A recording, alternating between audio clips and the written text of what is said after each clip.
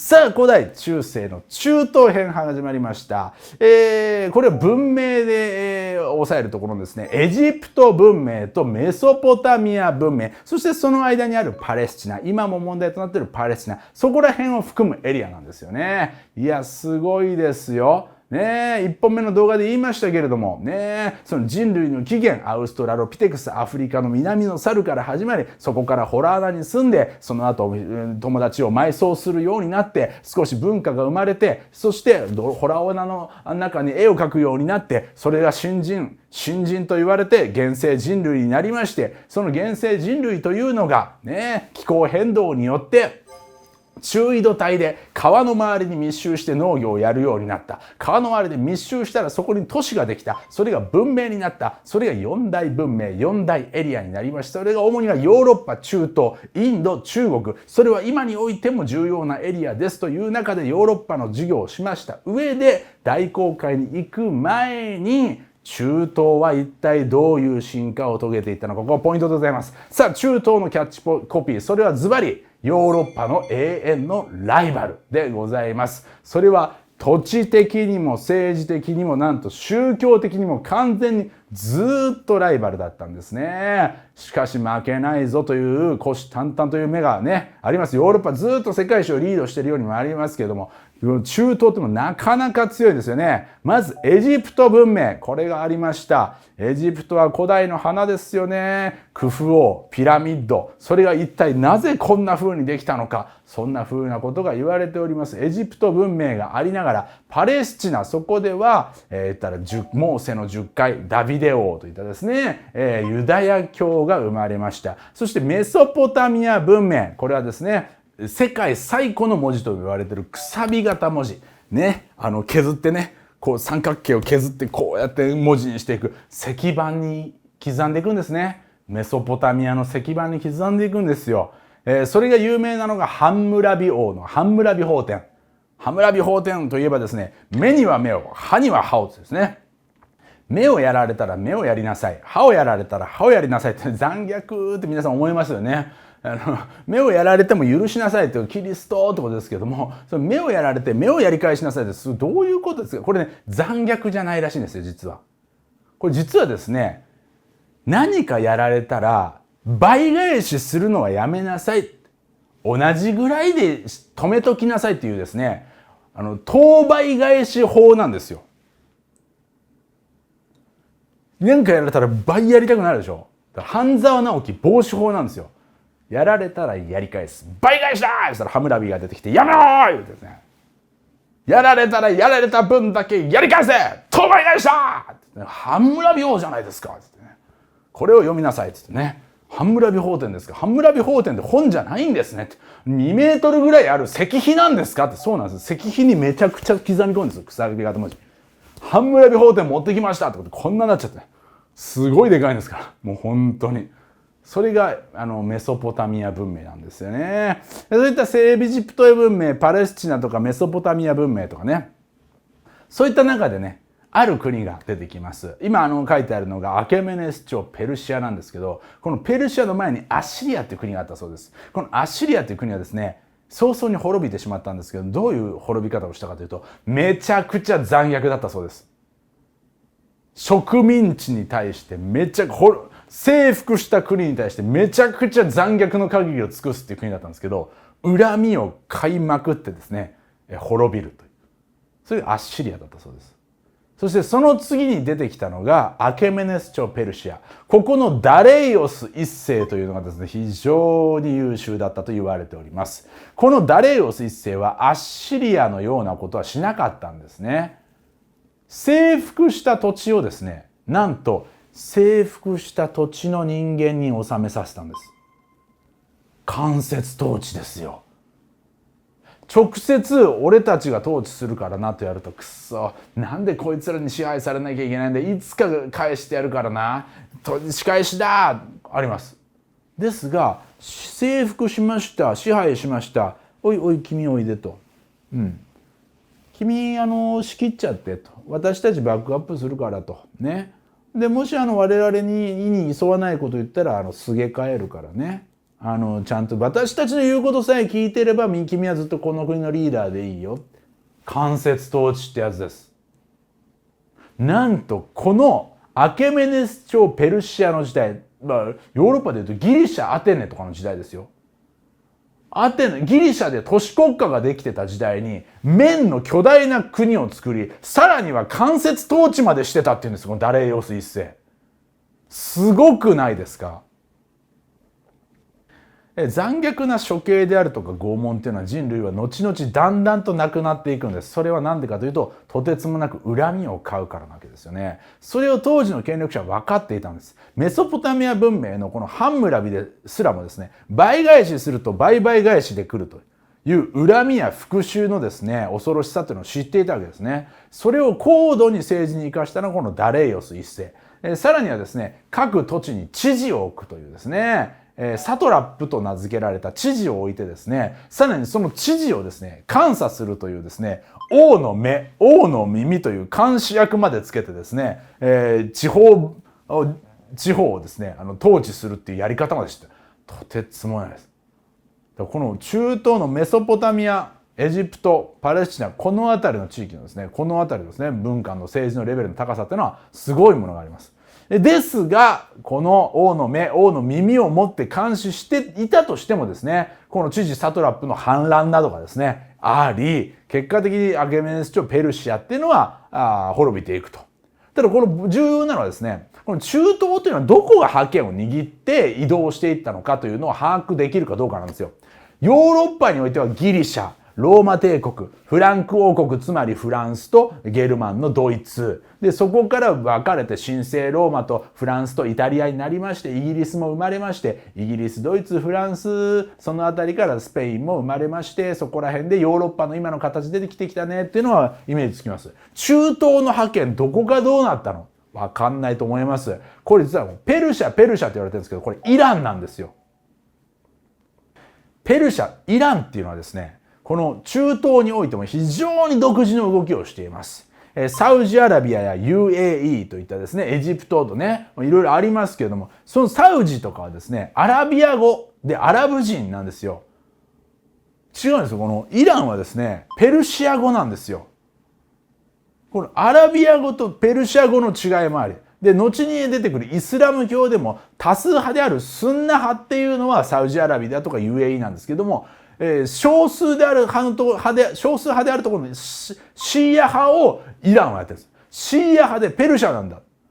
ですね、イメージ、国のイメージっていろいろありますよね。日本人は几帳面だとかね、ワーカホリックだとかいろんなあるかもしれないですね。クローズドだとね、閉鎖的だとかいろいろあるかもしれないね。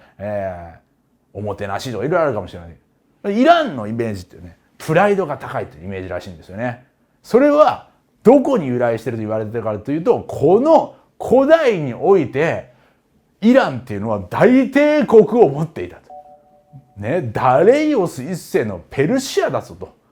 ペルシアを知っているかと。ね。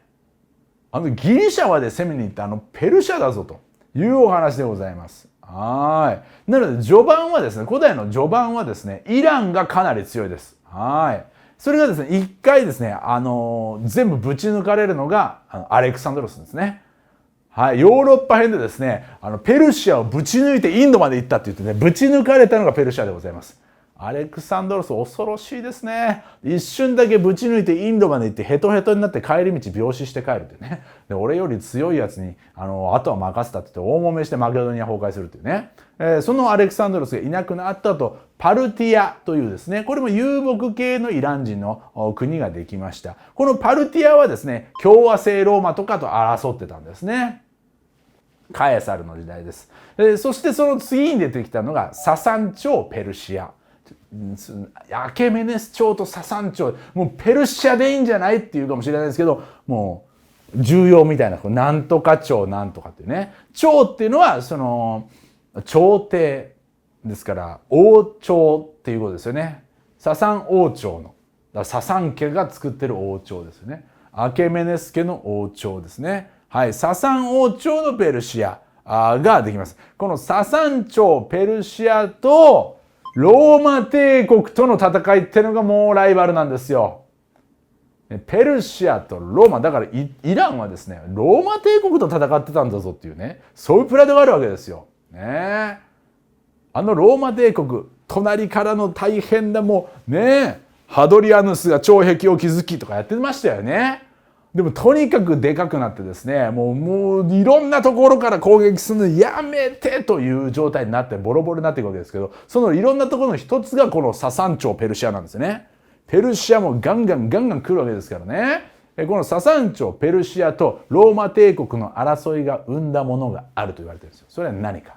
それがイスラム教なんですね。ここ面白いですね。なんでササン朝ペルシアとローマ帝国のバチバチがイスラム教を生んだんですか。これはですね、ササン朝ペルシアとローマ帝国をバチバチやってるエリアっていうものが、要するに戦争状態になるので、商人の通り道としてですね、通れなかったんですね。あそこ戦争してるから避けたルートで行こう言ってですね、アラビア半島を迂回する形でヨーロッパに向かわなければいけなくなってしまったんです。アラビア半島をぐるーっと、そう、サウジアラビアのエリアですね、ぐるーっと回ったところにある町、それが聖地メッカなんですよ。なんでそれが関係あるの？実はですね、要するに商売の交易ルートにですね、入ったことで、メッカという町はものすごい栄えます。そのメッカという町のですね、大商人の息子として生まれたのが、商売人のムハンマドだったわけですよね。ムハンマドがですね、商売やる頃にはですね、非常に栄えていたんですが、みんながお金持ちになるということは、これ資本主義社会が加速するわけですから、どうなるかというと、貧富の差が生まれます。商売上手の人たちすごい儲かってるわけですよ。うわーとね、ササン朝ペルシアとローマ帝国の戦いが長引いてルートが変わって、ここがみんなが来るルートになったんだよ。ありますよね、そういうのね。近くにサービスエリアができたんだよとかね。なんか高速道路が通ってここめちゃくちゃ儲かってんだよとかね。そういう感じでルートが迂回されたことによってメッカの街が儲かってるんだよって人もいれば、商売失敗しちゃってものすごい落語してる人いるわけですよ。貧富の差ができて不満が溜まってくる。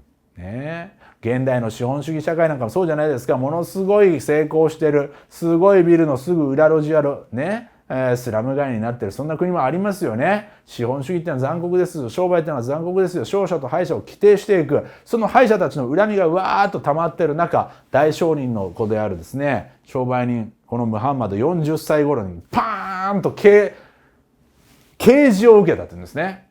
それが神の予言、はい、つまり来ました、与えられた言葉、神の予言を受けたものというのが、ユダヤ教においてはモーセ、キリスト教においてはイエス・キリスト、そしてイスラム教においてはムハンマドであるというふうに言っているわけですよね。そのムハンマドはですね、よし、これを広めよう。はい、このユダヤ教、キリスト教、イスラム教の大きな共通点が一神教。ただ一つの神。ね。ユダヤ教においてはヤハウェ。キリスト教においてはゴッド。イスラム教においてはアッラー。これを信仰する。じゃあそうじゃないものは何かというと多神教。このメッカの町もですね、基本的には多神教だったんですよ。多神教っていうのはギリシャ神話とかローマ神話とか、日本神話とかもそうですね。アマテラスもいて、スサノもいて、ツクヨミがいてとかいろいろいっぱいいますよね。そういう神様がいっぱいいて物語を展開していくっていうのが、インド神話なんかもそうですね。ビシュヌとブラフマーとみたいなね、シヴァといますよね。そうじゃなくて、ただ一つの神しかいない。その目に見えない神がずっと見守ってる。ね、そういう世界観。ね。それが、降りてきたと。周りは多神教と。新しい教え広めるわけですね。特に何を広めたかったか。アッラーの前ではみんな平等だった。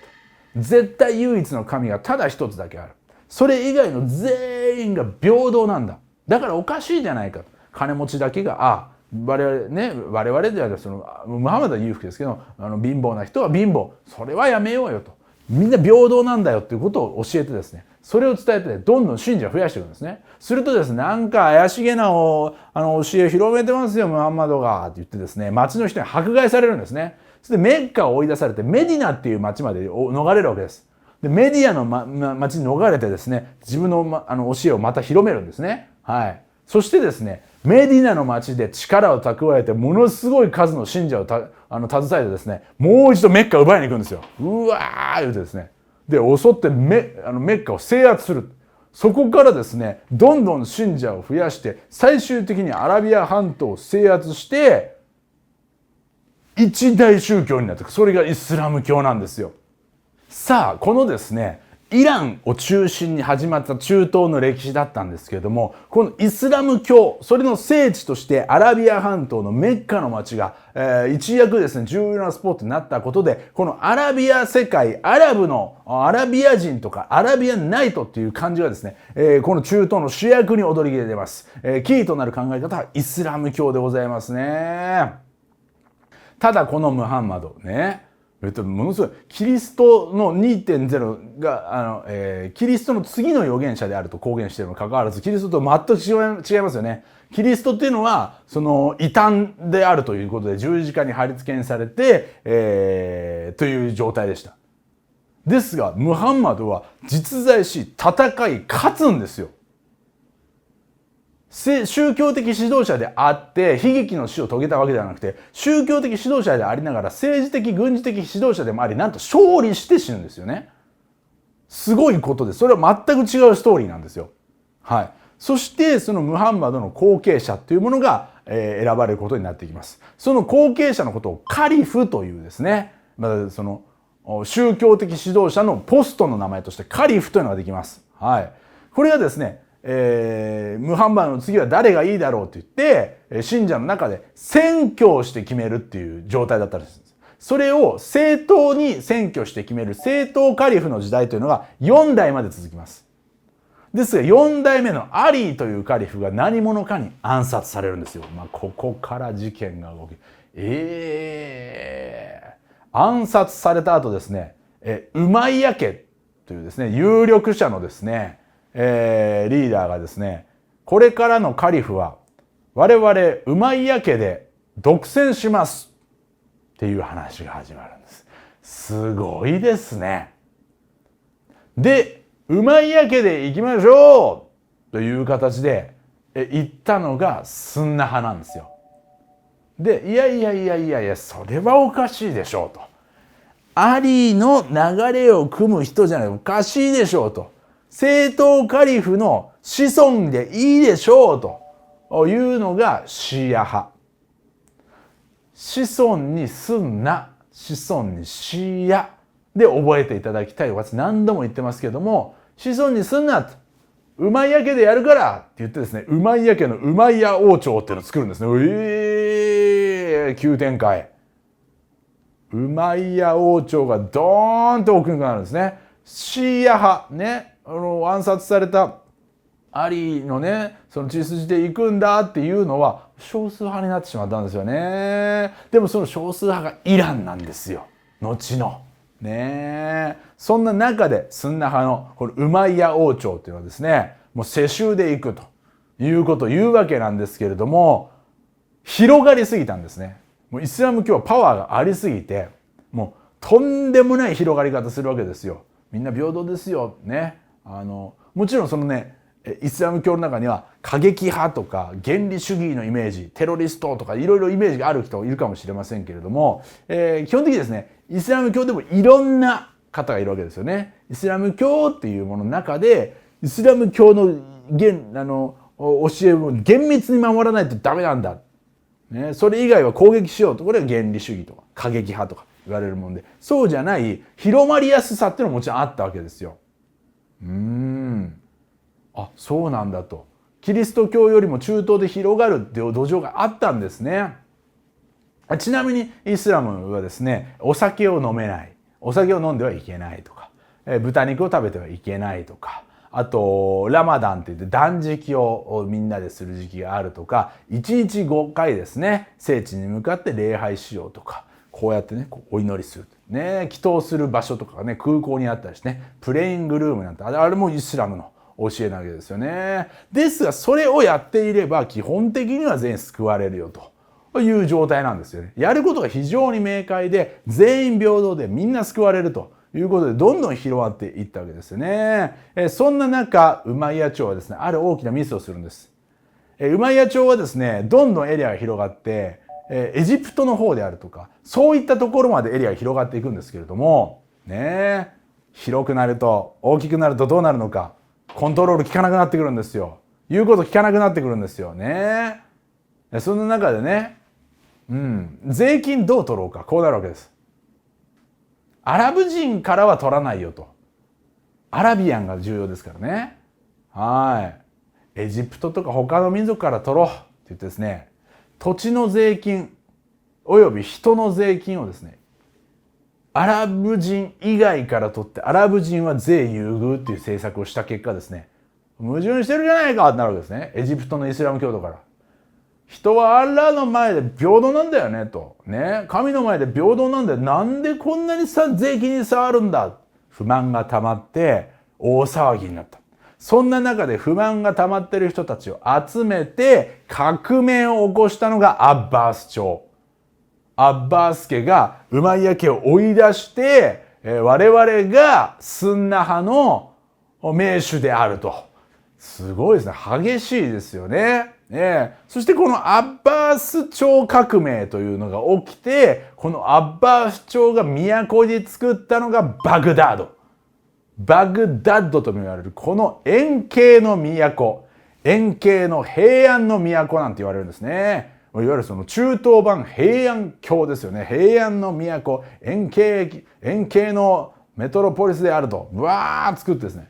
このバグダードで最盛期を迎えた時のカリフがハールーン・アッラシードという名前らしいんですけども、このハールーン・アッラシードとバグダードというのは一体どういうことかというと、アラビアンナイト千夜一夜のですね、主人公なわけですよね。まさにここがですね、我々のイメージしているアラビアンナイトなんです。アラビアンナイトなわけですよね。ここなんですよ。アッバース朝革命の後だったんです。もうイスラム教のゴタゴタのですね、後にサウジアラビアの辺りですね、ドーンとね、バグダードはイラクなんですけどね、現在のイラクのエリアですね。だからイランよりはこっちがサウジ側ですけどもね。このバグダードがですね、めちゃくちゃ栄えるんです。なのでこの中東の歴史でもともとイランの方が中心を握ってたんですけども、イスラムのあたりからこのアラビア半島が中心になってきて、それの最盛期を迎えるのがこのハールーン・アッラシードのアラビアンナイトの世界だということですね。そんな中、新たな主役が躍り出る。このアッバース朝もですね、いろいろあってどんどんとですね、追い込まれていくんですね。それ衰退していく。そんな後にですね、ドーンって強くなってきたのがトルコなんですよ。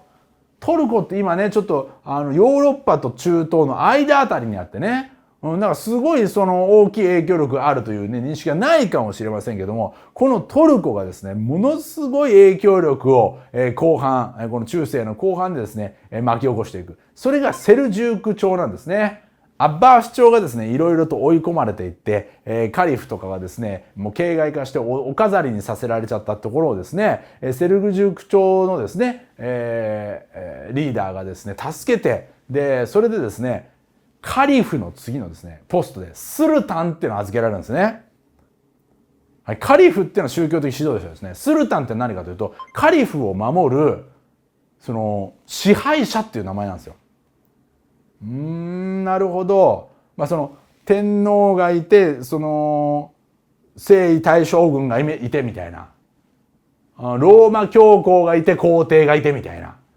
そういう感じで、カリフがいて、宗教的指導者がいて、精神的指導者がいて、で、スルタンっていう支配者がいるみたいな。なので、このあたりからですね、そのトップがカリフとスルタンという体制になっていくような国もあるみたいですよね。このセルジューク朝トルコ人のですね、国がですね、ついにやってのけたのがエルサレムの独占なんです。はい。これ聞いたことありますね。あれと。ヨーロッパ編の時ですよね。ちょうどローマ教皇の力が絶頂に至ってね、もうカノッサで屈辱を与えしてあげましたよという中でですね、あれなんてね、エルサレム取られたんっていうこの話ですよね。それ取ったのがこのトルコのセルジューク朝だったわけですよ。ね、トルコのセルジューク朝がですね、エルサレム独占しましたよと。もうこれイスラム教のもんですからと。イスラム教、キリスト教、ユダヤ教は聖地が全部一緒。ね、それは何でかっていうと、ユダヤ教から生まれた 2.0 がキリスト教。ユダヤ教の聖典を旧約聖書と呼んで新約聖書っていうのを足したのがキリスト教。そしてその2つの世界観をインストールした上で、その世界に出てくるガブリエルから啓示を受けて、目覚めたのがイスラム教で、私は、ユダヤ教のモーセとキリスト教のイエス・キリストさんの次の最後の預言者ムハンマドでございますって言うんだけど、ちょっとやめてねと、最後のじゃなくて私が最後ですからっていうイエス・キリストに、それはやめてね、私が最後ですからっていうモーセ。この1と2と3は全員私たちはもうエルサレム教でね、エルサレムが聖地、エルサレムが聖地、エルサレムが聖地って言ってる中で、エルサレム共同で管理してたところを全部俺たちだけってやったのがセルジューク朝で、俺たちだけはダメでしょうがって、遠いけど取り返してきなさいが十字軍でしたよね。はい。その中でセルジューク朝はですね、一度奪われるんですけども、なんとか帰った後に奪い返すと。俺たちのだろう、どういう時ですね。もう花見の場所ここ取ってんだから私たちが、どくんすか、わかりました。なんだよな、乱暴だな、帰ったぞ、もう一回取っとけということですね。帰ったら取るというね、そういうことですよね。そんな中で第3回十字軍でやってきたのが、向こうからはリチャード1世が来るんですよね。ライオンハート、獅子神王が来るんですよね。そしてこちらで打って出るのがサラディーンなんですよね。はい。サラディーンはアイユーブ朝です。このアイユーブ朝はエジプト系なんですよ。このサラディーンはですね、エジプト系の王朝の真の勇者だったんですね。はい。でですね、先ほどまで、アラビア系のですね、バグダードが栄えてましたけども、ここからカイロが栄えるんですよ。カイロっていうのはですね、勝利の都って意味なんですね。エジプトのカイロ、勝利の都。何に勝利してるって、我々はエルサレムを独占してるんだ。そういうお名前でございます。すごいですね。歴史ありですね。はい、サラディーンが打って出るぞと。ね。サラディーンはですね、捕まえた捕虜、リチャード1世みたいに処刑しないと。ね、捕まえた捕虜にですね、ちょっとお金をこうやって渡してですね、実家帰りなさいってやってですね、ありがとうございますって言ってですね、十字軍のね、疲れた人たちからも、はい、真の勇者はサラディーンだって言われるような英雄だったわけですね。そんなサラディーン、ね、を含むアイユーブ朝、ね、そういった戦いがありながら全く違う国が全てを飲み込んでいきます。何ですか？モンゴル。急にアジア？はい、皆さんお忘れでしょうか？チンギス・ハンという男がいたことを。元という国が、モンゴルがですね、中国を飲み込んだどころか、日本にまで攻めてきましたよね、元寇。鎌倉時代に元が攻めてきたっていうですね、島国まで来ますかねで同じものの元。島国ですけどっていう元。元はですね、あまりにも血気盛んですね。中東も支配してました。すごいです。もうずっとヨーロッパのライバルだと思ったらね、後ろから来たんですね。って言ってね、チンギス・ハンです。チンギス・ハンやめてね。チンギスの、正確にはチンギスの孫なんですけどね。チンギス・ハンの孫のフラグという人が作ったイルハン国という国に一時期なります。この中東のエリアは。すごいですね。100年単位でいろいろ入れ替わります。ただこれすごいのが、イルハン国何代目かでなんとイスラム教に改宗するんですよ。すごくないですか？イスラム教の浸透力。まあただね、これは何と似てるかというと、実はヨーロッパ編でゲルマン民族がやってきた時に、そのカール大帝はローマ教皇にですね、認められて、でカトリックに改宗してるんですよ、ゲルマン民族が。実はその土地の文化とかに馴染むには、宗教をその土地に合わせていった方がいいんだっていうのは、この中東においてもヨーロッパにおいてもあった。それぐらいですね、今以上に宗教が生活と密着しているってことですよね。皇帝ですらも宗教を破門されたら、泣いて謝らざるを得ないっていうぐらい、宗教というのがものすごく強いですね、コミュニティのストーリーになってるってことなんですよね。はい。そんなイルハン国の時代を終えて、ティムール朝というのがやってきます。ティムールというのはですね、ティムールというですね、とんでもない軍事的天才のですね、起こした、王朝らしくですね、ティムールは別名鬼武者。強いですね。鬼武者って何ですかってね、傷だらけの武者ですよ。なんとこのティムールはですね、盗賊団上がりなんですね。盗賊団上がりの王様なんですよ。すごいですね。もともとはただの盗賊団の統領だったんですね。それが強すぎてですね、もうですね、ティムール誰も倒せないと言ってですね、最終的にどこ行ったかというとね、明まで攻めに行ったそうです。逆チンギス。逆チンギスやめてくんね。向こうから元ですかなんて言ってね、イルハン国なんて言ったらね、今度はティムールがお返ししに行くって言うんですよ。荒々しいのねと。元か草原民進ですからね、元の次の国は民ですからね、元の次の民にティムールが行くってね、イルハン国のお返しを民で行くっていうね、ティムールで行くっていう。すごい強かったそうですけども、そのティムールがですね、ものすごい押してた時は小さかった国が、ティムールがですね、民とのですね、戦いに行って帰ってしてる間にですね、病気で死んでしまったアレクサンドロスと一緒ですね。遠くまで戦争行ったら飽きまへん。これずっと言ってますよね、私ね。遠くまで戦争行くのやめなさい。これアレクサンドロスもダメで、インドまで行っちゃってんだからと。ティムールもね、民まで行ってんだからとね。遠くまで行ったら戦ったらダメよっていうのはですね、アレクサンドロスとティムールを思い出しましょうってね。あとローマ教皇を思い出しましょうってね。十字軍、アレクサンドロス、ティムール、全員ものすごい遠いところまで行ってる。そう考えたら日本の秀吉もそうですよね。朝鮮半島行けなんて言ってね、大騒ぎして、だいぶ遠いところまで行って戦争する。一緒遠いところまで行って戦争したらダメで弱体がするからってね。そのティムールの後、ティムールの時はですね、ちっちゃい国だった帝国が大きくなる。それがもう一度トルコ人系の帝国、オスマン帝国なんですね。オスマン帝国はですね、なんととんでもないことを成しておきます。何をしたか。この中東でのいざこざっていうのはですね、ずーっとこうね、やってましたけど、中東とヨーロッパの間にですね、1000年続いてる帝国があるんですよ。千年帝国、ビザンツ帝国でございます。無傷のビザンツ。そう、ゲルマン民族が大移動してきた時も、私たちちょっと関係ありませんけど、ということで、崩壊を免れていたビザンツ。そうですよね。教会の中でですね、カトリックっていうのはですね、西ローマ系の方でですね、そのうちのフランク王国とかの教会の方はカトリックって言われるんですね。普遍的って意味らしいですね。逆にビザンツの方はですね、ギリシャ正教って言ってね、ギリシャの正しい教えとかでギリシャ正教、2派に分かれるんですよ。ね。このカトリックっていうのは私たちこそが普遍である。ね。で、ギリシャ正教っていうのは私たちは正しいっていうからね。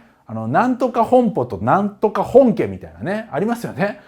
どっちですかっていうね。なんとか堂本舗っていうのとなんとか堂本家とか、総本家とかありますけど、同じ名前の蕎麦屋さんですけど、同じ名前の饅頭屋さんですけど、どっちとも俺たちが本家だよみたいな言ってるのは、そのカトリックって意味もですね。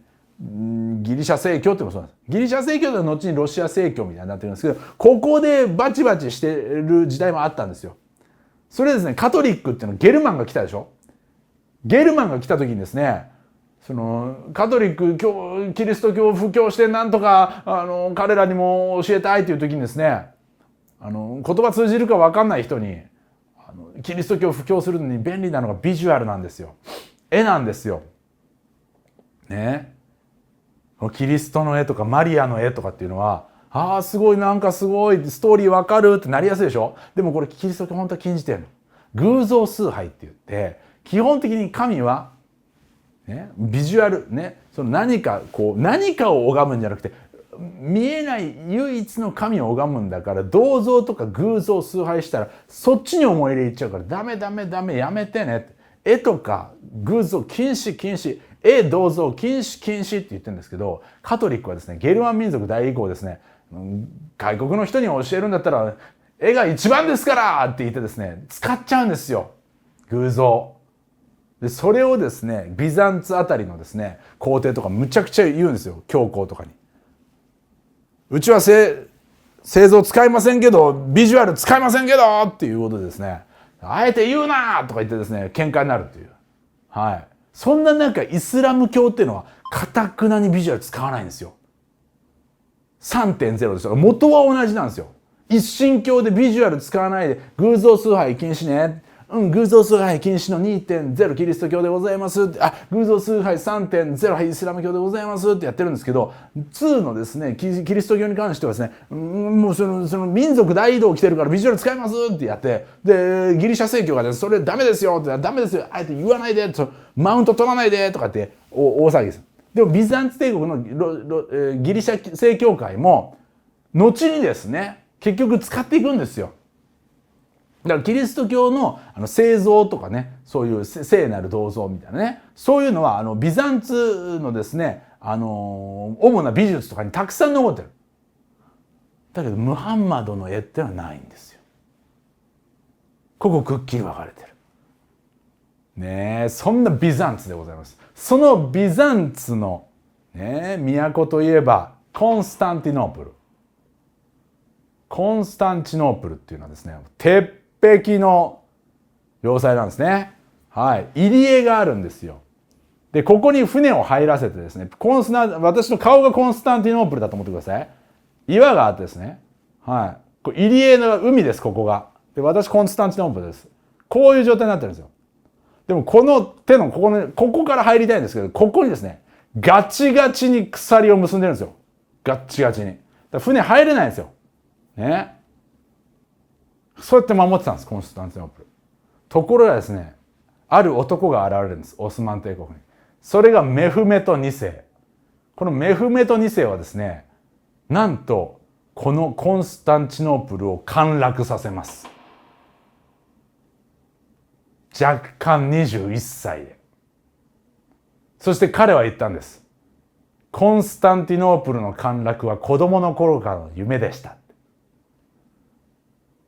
子供の頃からずっとコンスタンティノープルを陥落させることだけを考え続けた男がいたんです。陥落させたいって言ってですね、どうやって陥落させたのか。その男のプランはこうだ。コンスタンティノープルは入り江があり、コンスタンティがノープルしている。その上でここに鎖があるわけだが、ここに入ろうとしたら絶対入れない。ここをガチガチに固めてるからだ。しかし、ここに入りたい。ここに入りたい。どうすればいいのか。ここは山です。4キロぐらいあります。海、山、入り江、はい、鎖。これどうするの？よし。船運んで中入ろう。ここ。運んで中入ろう言ってですね、こっちから行かずにですね、こっちにですね、船をつけてですね、木のですね、棒をたくさん並べてですね、全員で船をですね、運ぶんです、中まで。4キロぐらい。よいしょーよいしょーちょっと、メフメトさん本気で言ってます？いや、本気も本気も本気です。私もう子供の頃から陥落させること考えてきて、もうこれ用意して、これ何回も練習してますから、みんなやりますよ。よっしゃ、よっしゃ、もうちょっとずつしかすみませんけど、これ、バレたらどうするんですか？バレたらどうするんですかじゃないの。私もコンスタンティノープルを完全にコンスタンティノープルするために、子供の頃からずーっと見てたけど、ここはね、誰も思いついてない。思いついてないから防御もしてない。こんなことするやついないんだから、山越えです。船を自力で運んで山越えです。うわーザバーンうわーザバーン入り江に入ったぞ。船が鎖を断ち切らずに船入ったぞーメフメトさん行きましょう言って、うわー言ってですね、おい、どういうことだよ。どうしたんですか？船入ってきてんじゃねえかよ。誰だよ鎖切ったの。鎖切れてません。なんで？鎖切れてないんですよ。山越えてきてますけどっていう状態だったんです。それでコンスタンティノープル、1000年守ったコンスタンティノープルがですね、なんとメフメト2世によってですね、陥落されて名前が変わりました。それがトルコの都市イスタンブール。コンスタンティノープルが陥落されてイスタンブールに名前を変えたんですね。すごい街です。後にイスタンブールはオスマン帝国の都として500年続きました。長くない？桁違いまんねんと。桁が違いまんねん。1000年続いたビザンツの都をギンギンになって奪った後500年オスマンが持ってました。どういう状態？イスタンブールも500年、コンスタンティノープル1000年でございますからね。とんでもない話でございます。そんな中でオスマン帝国は膨張を続けるんですね。オスマンはもうギンギンですよ。もうこれはもううちの時代来たなということで、スレイマン一世ね、メフメト2世の後のスレイマン一世の時代にですね、はい、ヨーロッパには攻めていくんですね。すごいですね。ビザンツもやれたんだ。ヨーロッパ全部行っちゃう。でもやっちゃいけないのが遠くの戦争なんですよね。なぜ止めておけないの？イスタンブールで行っちゃいました。オスマン帝国どこまで行ったの？神聖ローマ帝国来ました。ドイツの方まで行っちゃったんですよ。神聖ローマ帝国ウィーン、ね、オーストリアでございますけどね。ハンガリーまでで手にしてですね、もうあとは神聖ローマ帝国だと、オスマンが来たぞというですね、しかもフランスとドイツ、ライバル関係ですから、フランスもね、味方につくよなんていうですね、もうしたたかですね、包囲しちゃいなよなんてですね、ウィーンを包囲するんですが、これがうまく陥落させることができずに、オスマン帝国は衰退の道をたどることになっていくと。あまり遠くまで行ったらダメですよというお話。ねえ。あれ。オスマン帝国、中東の優が少し元気がなくなった段階で、大航海時代を迎える。ヨーロッパはスペインやフランス、そこら辺イギリスあたりがかなり元気を持った段階で大航海時代を迎えそうだ。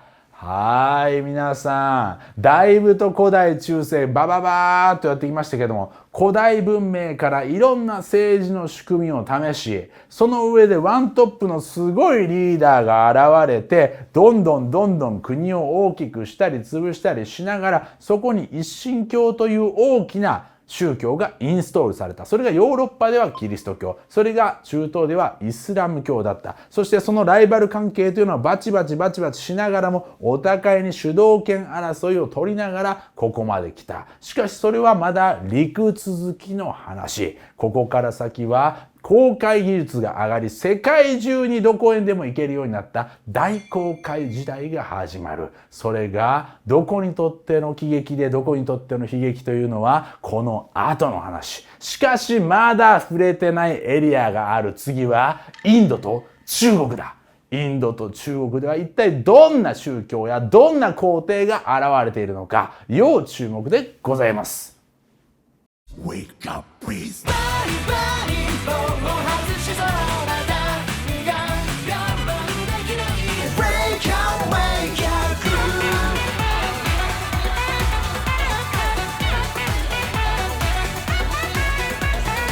12月31日、レディオフィッシュが大阪に帰ってくる。チケットは絶賛発売中。詳細は概要欄のリンクから。プログレスのお知らせです。プログレスとは学びを実践するコミュニティです。自分の強みがわからない方、強みを伸ばしたい方、強みで活躍したい方、どの段階の方も適切なメンターに出会うことができ、学びを実践するチャンスがあります。それがイノベーションコミュニティプログレスです。中田敦彦の生配信、授業を深掘りした感想や社会情勢の分析をほぼ毎日視聴可能。要約記事やアーカイブも充実しています。メンバーとの交流、オフ会やメンターとの出会いが日々誕生。グループ活動も盛んで AI や NFT などの最新のテーマについても遊ぶように学べます。たくさんのメンバーとの出会いと学びを安心して楽しんでいただくために、ディスコードや独自 SNS を使った治安維持にも力を入れています。独自イベント、中田敦彦が企画、メンバーが出演参加するイベントを定期的に開催。興味のあるものを選んで参加できます。メンバー同士のお仕事を促進するエージェントサービスも運用中。いかがですか？もっと知りたいという方は概要欄のリンクからプログレスのページへどうぞ。チャット GPT を活かしたガイド係もお待ちしています。人は何者にでもなれる。いつからでも。月額980円で人生の扉を開きましょう。